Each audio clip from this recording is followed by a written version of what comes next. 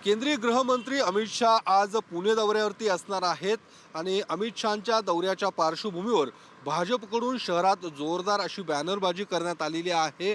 डेक्कन परिसरात लावण्यात आलेलं हे जे अमित शहांना चाणक्य, भारताचे चाणक्य अशा पद्धतीच्या आशयाचं हे बॅनर लावण्यात आलेलं आहे। या बॅनरची शहरात सध्या जोरदार अशी चर्चा आहे।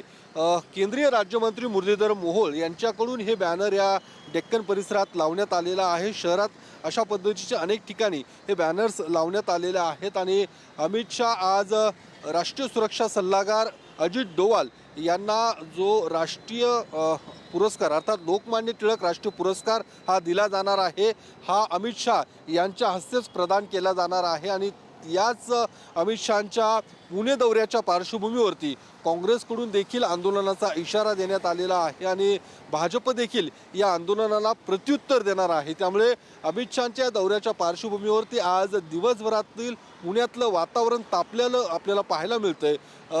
कालच अमित शाह हे पुणे मुक्कामी आलेले आहेत। साधारणतः 11:30-12च्या सुमारास हा कार्यक्रम पार पडणार आहे। मात्र एकूण या सगळ्या आंदोलनाच्या पार्श्वभूमीवरती ज्या मार्गाने अमित शाह कार्यक्रमस्थळी पोहोचणार आहेत त्या मार्गावरती मोठा पोलीस बंदोबस्त हा तैनात करण्यात आलेला आहे आणि काँग्रेस नेमकं कशा पद्धतीने आंदोलन करणार याच आंदोलनाच्या पार्श्वभूमीवर काही कार्यकर्त्यांना देखील पोलिसांनी ताब्यात घेतलेलं आहे, त्यांना नोटिसा बजावलेल्या आहेत।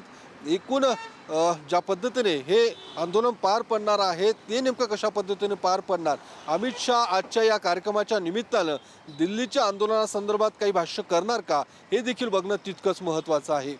कॅमेरामन अभिजित पिसेसह मी योगेश बोरसे, TV9 मराठी, पुणे।